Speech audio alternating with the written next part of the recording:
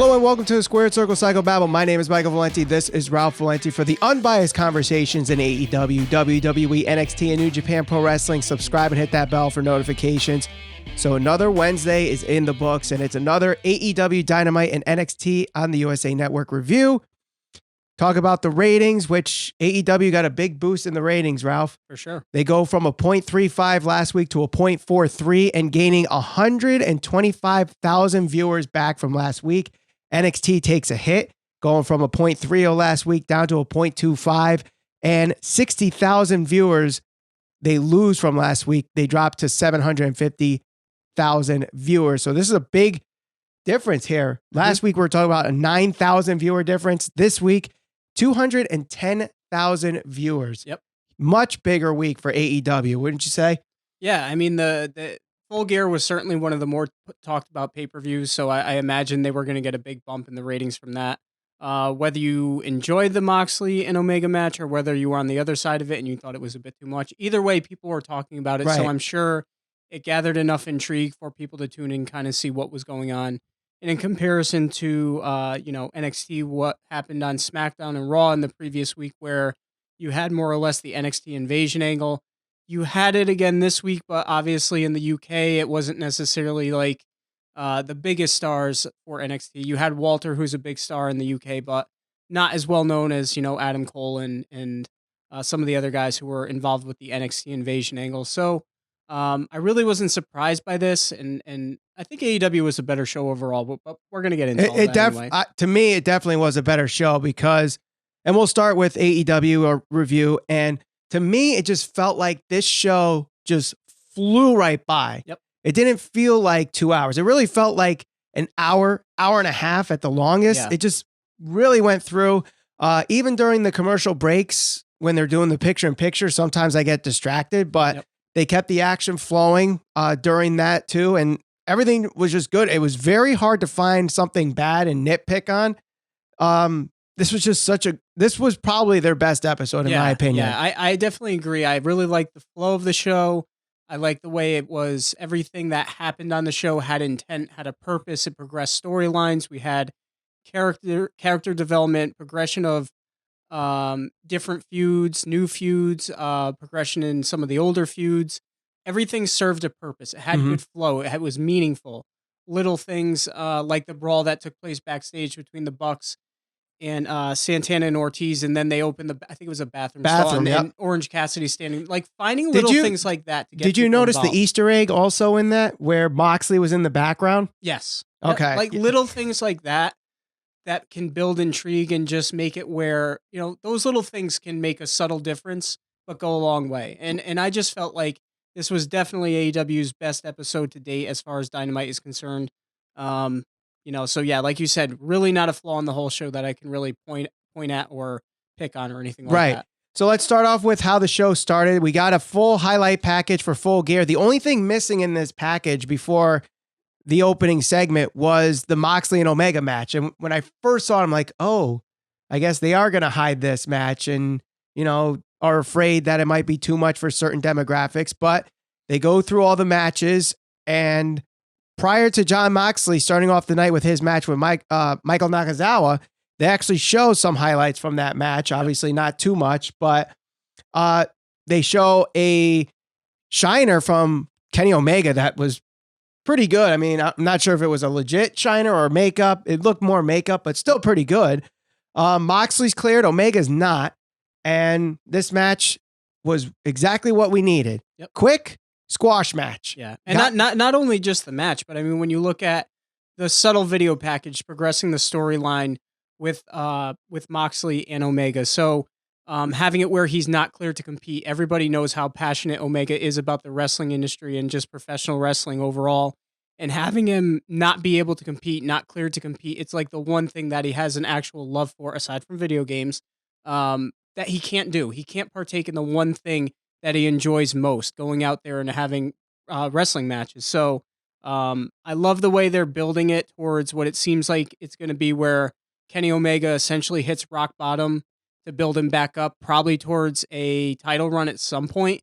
But I like the way that they're using him right now, where he's not winning every single match. He's been kind of I guess if you want to use the mediocre at best in AEW to this point, because then they can build him back up, and they don't have to immediately put him in the title picture. It was a lot like WWE when they did that storyline with Cena, where he lost to The Rock at WrestleMania, and he basically had to build all the way back to the following WrestleMania to avenge his loss at WrestleMania against The Rock, where that was, the biggest win or loss of his career. I think we're seeing that same dynamic with Kenny Omega, and so far they've been doing a really good job with that. After this match, we got a promo from Moxley that was, again, another good promo from him, issuing an open challenge, which we find out later is answered by Darby Allin. Loved it. How excited are you for Darby Allin versus Moxley next week? Yeah, no, like I said, I really love the dynamic of that match. I mean, you've got Moxley, who is obviously being pushed as this sick, sadistic son of a bitch, if you want to call him that. And then you got Darby Allin, who is beloved by the AEW fan base. They've kept him off TV for a little bit, but it seems like even him having the record that he has and, losing matches here and there, I don't know his record off the top of my head, but I know he's got at least 2 or 3 losses. Darby, you're talking about. Darby, yeah. So it seems like he's a guy that's not. After last night, he is now 4-2-1 in singles competition. Yep. Yeah. So it seems like no matter what, I mean, he could go and have a match against Moxley and lose, and I don't think that's going to really hurt him too much as far as fanfare. So I love it.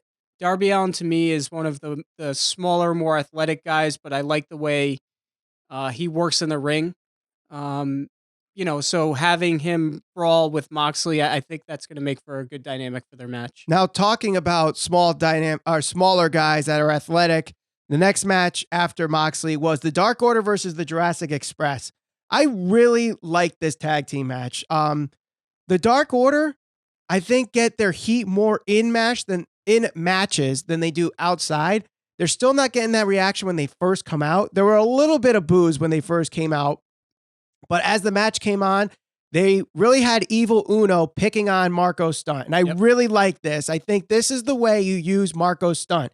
Yes, he had his flashes, his Hurricanranas on Stu Grayson, but once Evil Uno came in, he showed his weight and threw Marco Stunt around, set up for a great hot tag sequence by Jungle Boy.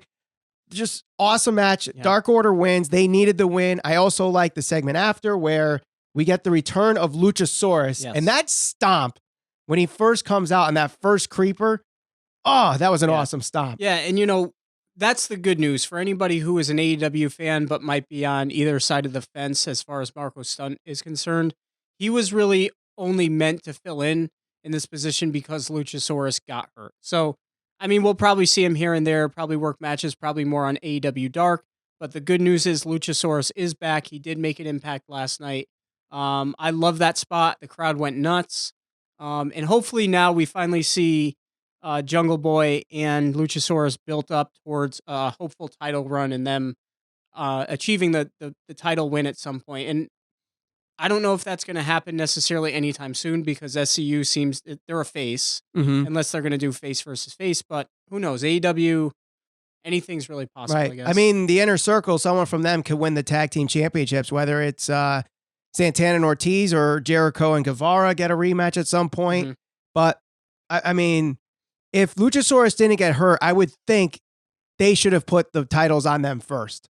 Because, I mean, Luchasaurus, even with the hiatus that he had due to this injury, still got a huge pop when he finally came out. Yep. Honestly, you remember the time where Raw, maybe 2000, 2001, this reminded me of the time the lights went out, Paul Bearer is at the top of the stage, and Kane came out and clears the ring. Mm-hmm. And I don't know if that's because it's two guys that are, masked men and larger men, but it had that feeling where as soon as he came out, the fans just went nuts. Right. So yeah, I mean, it's awesome. After that, we got Darby Allin winning the triple threat match with Shawn Spears and Peter Avalon. Yep. Shawn Spears gets chased out by Joey Janela, so I guess that feud is continuing. Joey Janela looked like Cactus Jack meets Post Malone. What? Did you see him? He had the 2 braids. He had the cowboy boots. He had the cheetah. He looked like Cactus Jack. I guess so. With braids. Yeah, I guess so. I guess that's a fair comparison. You have to go back and look at it. Wasn't really thinking that. I was just more focused on Darby Allin getting the win. accepting Moxley's challenge. After that, we got a squash match, another one where Nyla Rose threw around Danny Jordan for about 5 minutes, getting the win. They're building her the way that she should have been built from the beginning. Yeah. You know, this unbeatable force where she just throws everybody around, not getting beat by Riho with surprise roll-ups and, you know, starting off her AEW career 0-3 in singles competition. This is how we need to see Nyla Rose as an actual threat to the AEW championship, or women's championship. So nothing wrong with that. We also got an announcement that there's going to be a Dynamite Dozen Battle Royal next week. So basically 12 people are going to be in the ring in a Battle Royal, and the final 2 are going to end up in a singles match where the winner gets a diamond ring. So this, for those that didn't grow up in the 80s and 90s, you might know the Battle Bowl. This is very similar to the Battle Bowl with WCW. They did something like that where they would throw someone from one ring to another. The last person standing in one ring would face the person who lasted in the second ring, and then the winner was whatever the prize was. So I just don't know what this diamond ring is going to represent. Does it represent a title shot? Does it represent something in the top 5 rankings? What does this all mean? I don't know. It's a little weird. To level up like a freaking mushroom in Maybe Super Mario. I don't know. Maybe, but I'm interested to see how they work this. I mean, the Casino Battle Royale was something different. I know the Battle Bowl is something that's been done before, but hasn't been done in a really long time, so people might not even know what it is. Right. So we'll see how that goes. We get another Awesome Kong Brandy weird segment where they interrupt Allie's interview. I don't know. This is just a weird thing with Brandy and Awesome Kong. Yeah, especially because all along she was by Cody's side as like a face, and now they're trying to turn her heel. And you also know that she kind of runs the women's division, so there's that whole dynamic there. Yeah, I don't know. I guess I'll wait to see where this whole thing goes with Awesome Kong. I get the direction they're kind of going with it and what they're going for. I don't know. I really don't feel one way or the other about it. I'm just waiting to see what happens. Yeah, I think there still needs to be more explained about this before I really have an opinion on it. Right now, it just seems a little weird that they're just cutting people's hair. Like, what is the reason for all this? After that, we got basically the segment that everybody's talking about. Oh, yeah. The Jericho, MJF, Cody, Wardlow debut segment here. Jericho comes out with a promo, ripping on Cody. Then all of a sudden, Cody's music comes out, but it's MJF that comes out. Amazing heat. Then they do this kind of who's on first argument where sounds like you want me to join the Inner Circle. Well, do you want to join the Inner Circle? They go back and forth. Yep. And then they do a Step Brothers scene where they say they both hate Cody Rhodes at the same time. Cody Rhodes comes out, attacks both of them. And then we get the debut of Wardlow. Yep. Long awaited debut of Wardlow. And this is a great way to debut Wardlow because now you've attached him with MJF as his muscle. Very Shawn and Diesel-esque. Exactly. Yep. So, I mean, the sky's the limit with Wardlow right now. And if they play their cards right, this could be a huge player with AEW. Now, because of this segment, I put up a poll on our community page. And the question was, who is the top heel in AEW? Jericho or MJF? 55% said MJF. Yep. Would you agree? I think he's the guy that has the most heat. Jericho might be one of the more over guys, but it's he'll get for his one-liners and all the things he says, like the Buble and Les Champions and all that stuff. He gets a good reaction from the crowd, whereas because of what MJF did and the way he turned on Cody, who is probably the most over face in all of wrestling right now, and the way he screwed him, he had mega heat last night. Oh, yeah. That's how you get heat. That's the type of reaction you want as a heel, not to be cheered. Like, there's these guys like Kevin Owens, whenever he turns heel, the crowd pops. Or when Becky Lynch turned heel. Yeah, they pop. And it's like, this guy came out and literally got booed. He got beer thrown at him at Full Gear. That's the type of heat you want. That's the type of reaction you want as a heel. And I really can't say enough about MJF because many people were saying how until this episode of Dynamite, as a guy who can cut a really good promo, he really didn't get the opportunity to do that. But I think that really helped this segment because it enhances all the things that he's trying to drive home. The fact that he's saying Cody kept him under his thumb and he was whatever. Everybody watched it. Right. You know what he said. So him not being able to cut a promo until this week and just being able to really kind of show what he's made of and how talented he can be.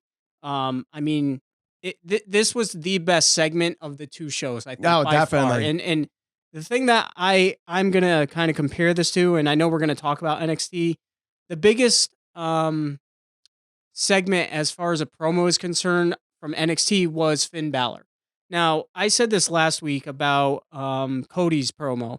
There's not a guy in WWE that can do what Cody did last week. And I don't think there's a guy or girl that can do what MJF did on Dynamite that's on the roster for NXT. So Finn Balor, he cut a halfway decent promo, but Finn Balor cannot do what MJF did. At least we haven't seen it yet, and there's nothing that indicates that he can. Right. I mean, when you talk about professional wrestling as either a heel or a face, larger than life stars, that's what people gravitate towards.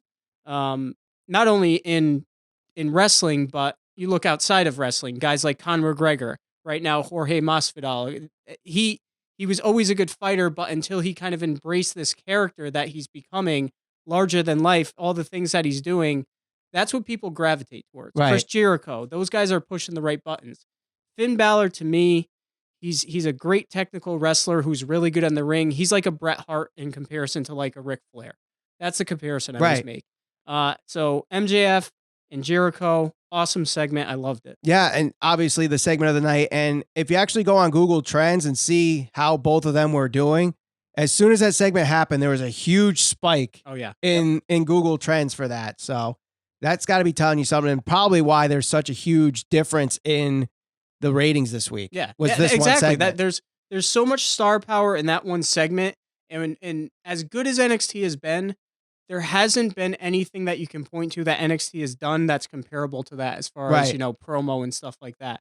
And including Wardlow and this whole dynamic between, the whole Cody storyline. Now you can have it where maybe Cody has to go through Wardlow to get his hands on MJF, and then you can stretch this out for months until Cody gets back to that title shot, assuming they fix that whole storyline that they kind of have going on. True. Now moving on to Hangman Page versus Pac, the rubber match.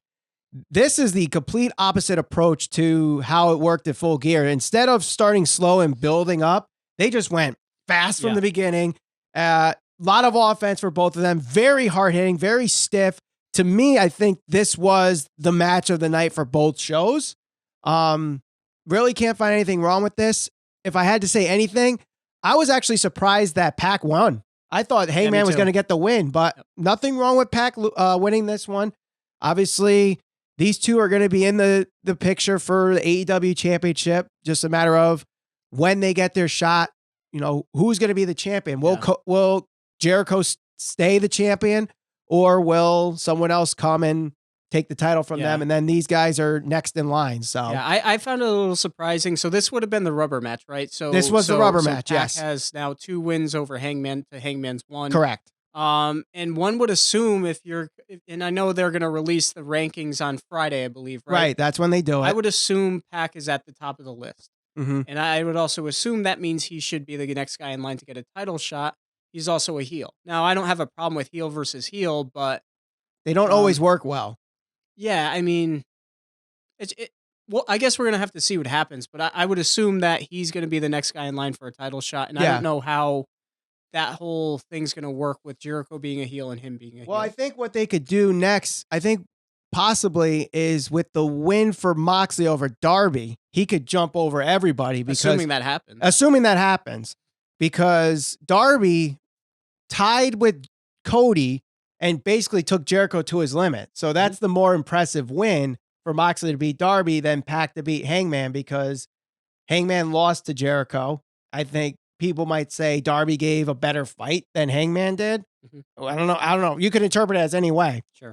But then we get, before the main event, we have Santana and Ortiz brawling with the Young Bucks.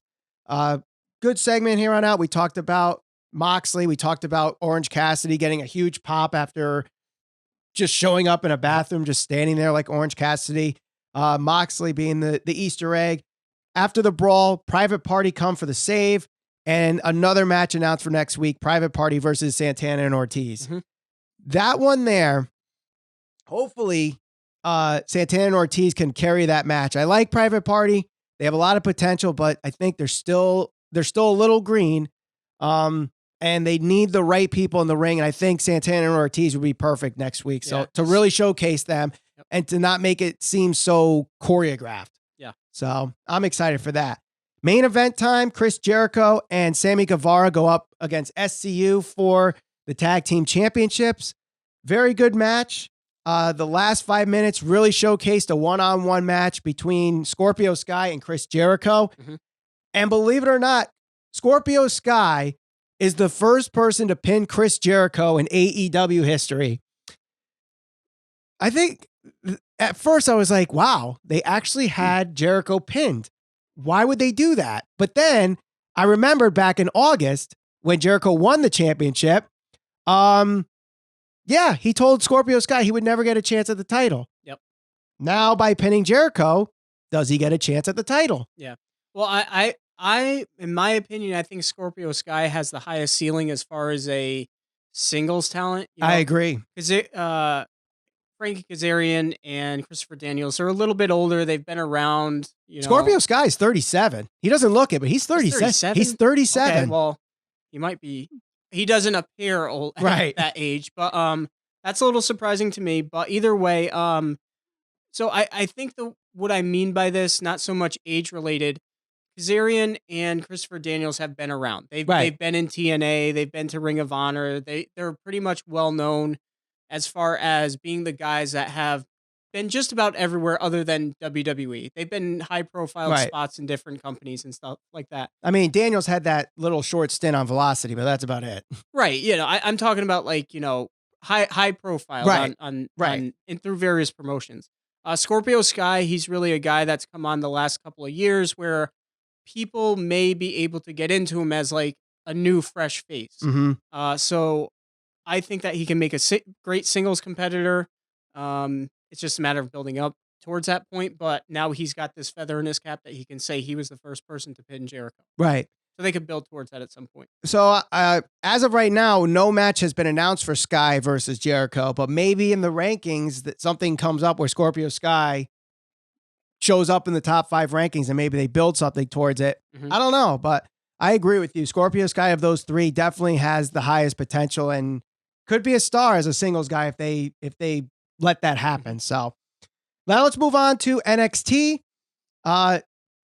Start off with a awesome match. To me, I think this might have been the match of the night. Either this one or the main event. Both matches were very good, but we have Angel Garza versus Lio Rush for the NXT Cruiserweight Championship. And I didn't know who Angel Garza was 6-7 weeks ago when he first appeared in NXT on USA. I had no idea who he was, but the more I see him, the more I like him. He really impressed me in this match. The spots that he was doing, I really liked. You know how he does the whole pants thing? Where he did it in front of Lio Rush's family. That was awesome. Lio Rush was going to do his springboard cutter move. Yep. And he counteracts that with the drop kick, the power moonsault, the wing cutter from the top rope. The guy's just really good. And, both these guys have great chemistry, meshed well, sold the hell out of all their moves. Great match. Controversial ending, though, where Garza's foot was on the ropes, but the ref missed it. So Lio Rush wins. I would hope that this match is ending up to be a takeover match. Yeah, because absolutely. of this. I agree. And I think that is what they're building towards, especially because of the controversial ending. I thought this was the match of the night between the two shows. I think Pac and Hangman was very good, but we've kind of seen that match before. Mm-hmm. It was, similar to the matches they've had previously. I thought this match was great. Two talented guys. It's so refreshing to see Lio Rush in a role like this in comparison to what all the stuff he was doing with Bobby Lashley as kind of like his mouthpiece on Raw and just being annoying. Yeah. He's very talented, and seeing him just be able to showcase his talents in the ring against Garza here, this was a really good match. Right. Now after that, we get a quick squash match from Xia Li versus Aliyah. The end of this match, though, Xia Li kicks Aliyah right in the face and breaks her nose, actually. Mhm. I don't know. Did you see the picture of Aliyah on Twitter? I did, yeah. Oh, gruesome. But, I mean, I guess they're trying to sell the point that Xia Li's kicks are very tough. Impactful. Hopefully they showcase her more. I liked what I saw in this short little match from both of them. I mean, Aliyah showed some heelish tactics that hopefully they give her a little bit more TV time. Hopefully the broken nose doesn't keep her out for too long, but maybe they pull a storyline out of this and she does the Cody Rhodes mask. Who knows? Oh, Undertaker too. Yeah. Undertaker. I mean, it's been done so many times. Virgil. Yep. Then we get the Finn Balor promo that you already talked about a little bit here. Talks about why NXT has declined since he left. Calls out Gargano, calls out Riddle. Riddle comes out, attacks him from behind. Then the Undisputed Era comes out to circle around Matt Riddle after Balor was chased out. Ciampa and Keith Lee come out for the save. Lee says he wants Adam Cole, but Strong says that Cole deserves the night off. So they have a match instead. Roddy Strong versus Keith Lee. Very good match. But towards the middle of this match, more storyline got thrown into this and it kind of distracted from the match. So after Keith Lee clotheslined Roddy Strong, they're both knocked out.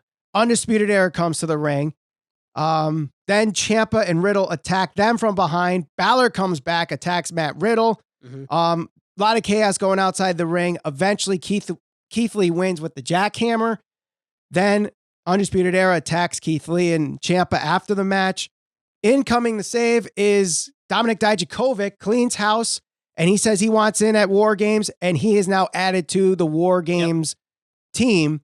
But then it's also later announced that Riddle will be facing Finn Balor in a one-on-one match, so now he's out of WarGames.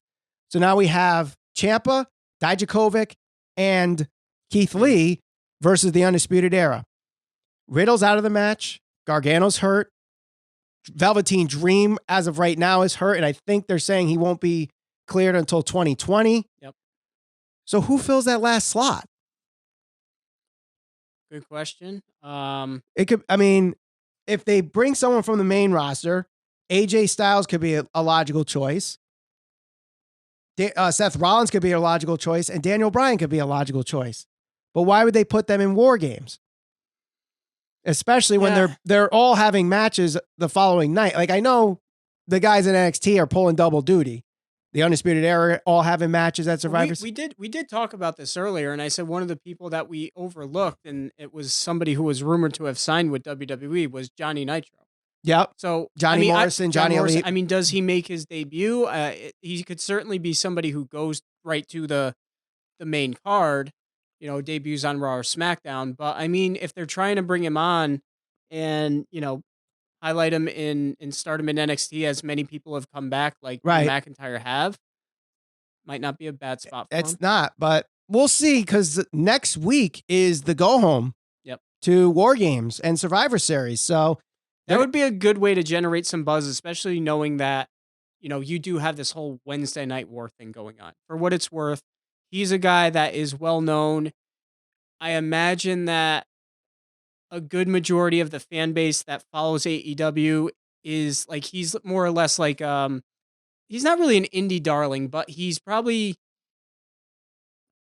the fan base that follows more of like your AEW or NXT would be more welcoming to him than like if he went right back to the main roster, because he's been gone for so long. Yeah. And granted, a good majority of the fan base that watches SmackDown or Raw that would be there live if he debuted would know who he was. Yeah. You're still going to have a lot of kids that are going to be like, who is this guy? So I think NXT is the right choice. Build him up, bring him up to the he doesn't even have to stay there long. Drew McIntyre wasn't there long. No, he also got hurt before he got called back up. Right. So after this match, we got Isiah Swerve Scott versus Bronson Reed. I really like the dynamic of this match. You got the power and strength of Reed and the quickness and agility from Isiah Swerve Scott. Yep. I just wish Bronson Reed got the win here. I think there's a lot of potential with Bronson Reed. I really like him from what I've seen so far. I know a lot of people like Isiah Swerve Scott, especially when he was Shane Strickland in the indie scene. So, no, I mean, right there, I don't have a problem with Scott winning. I just wish that Reed got the win here. Yeah. So after that, we were supposed to get a match between Pete Dunne and Killian Dane, but it doesn't start because Damian Priest attacks both of them, setting up a brawl between all three of them. Damian Priest stands tall, most likely setting this up for an NXT triple threat match at TakeOver. Yeah. So, fine by me. Yeah, I like all three of these guys, and Damian Priest is another guy where every week I see him, the more and more I like him. So then we get to our main event, Io Shirai versus Mia Yim in a ladder match for the WarGames advantage. This was a really good ladder match. Awesome match. Really good ladder match. And I have not really been a fan of Mia Yim, but after that match, she got a couple bonus points for me. Absolutely. She takes a ladder to the face and busts herself open. She takes that spot through another ladder after getting pushed off from Kaylee Ray, the United Kingdom or the NXT UK Women's Champion. Dakota Kai comes in this match for a save. Did you see the bump she took on the stairs? Who?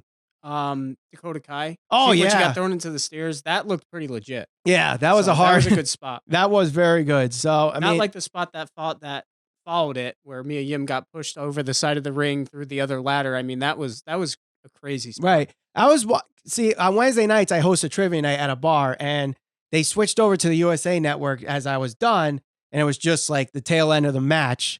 And they're watching it and they see that spot and they're like, oh, that can't be real. Yeah, or that can't be fake. It's funny because usually I watch AEW live and I'll flip back and forth just to kind of see what's going on. And I'll watch NXT the next day. So I watched NXT and I saw all over Twitter, Mia Yim, crazy bump. Is she okay? Mick Foley tweeted out, that was a crazy bump. Is she all right? And I'm watching the whole match and I'm like, I really haven't seen anything too crazy yet. And then that happened and I was like, oh. Okay. Yeah. Now I see what everyone's talking about here. So, yeah. And, this was great storytelling throughout the show. So before all this happened with the match, we saw Rhea Ripley and Tegan Nox get attacked outside Full Sail. Then we saw Jessamine Duke and Sharina Shafir get attacked. So we're wondering who's attacking these people. You think one person from one team is attacking someone from the other team, but no. In fact, it was Bayley who comes out and attacks Shayna Baszler after the ladder match, who's standing in front of the Titantron, I guess, NXT's Titantron, where she's applauding Kaylee Ray, Io Shirai, and Bianca Belair, who are in the ring. Mm-hmm. Bayley attacks her with the chair. I thought this was good storytelling of, making you think that it's someone involved in the WarGames match, but it was actually just Bayley all along. Yeah. Unfortunately, because this happened so late in the show and Bayley being a main roster person, I would have thought I guess they don't want to tease that she's there, but kind of like the OC where they last minute go, oh my God, they're there. Yeah. So it's a little different, but I think the biggest part of the night that we have to talk about this throughout the night. This is the most important thing that happened.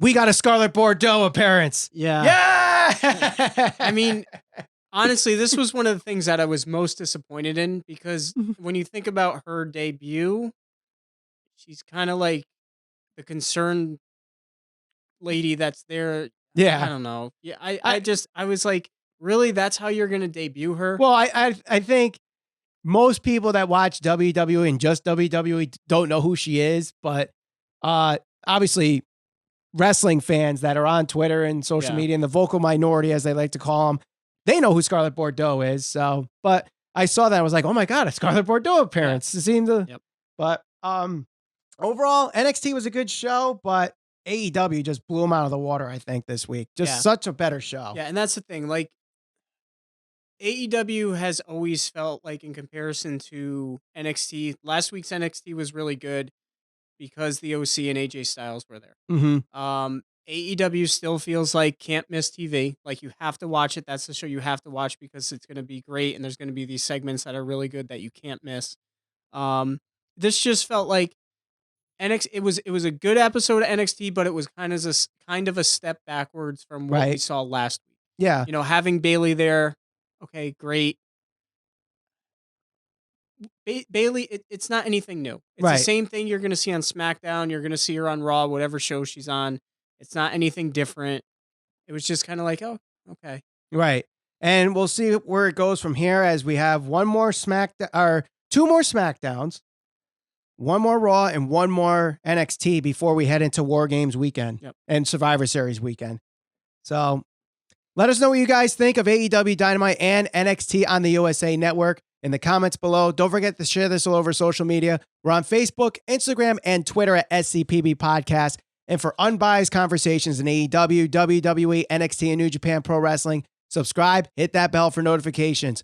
For Ralph Valenti, my name is Michael Valenti, and thank you for watching the Squared Circle Psychobabble.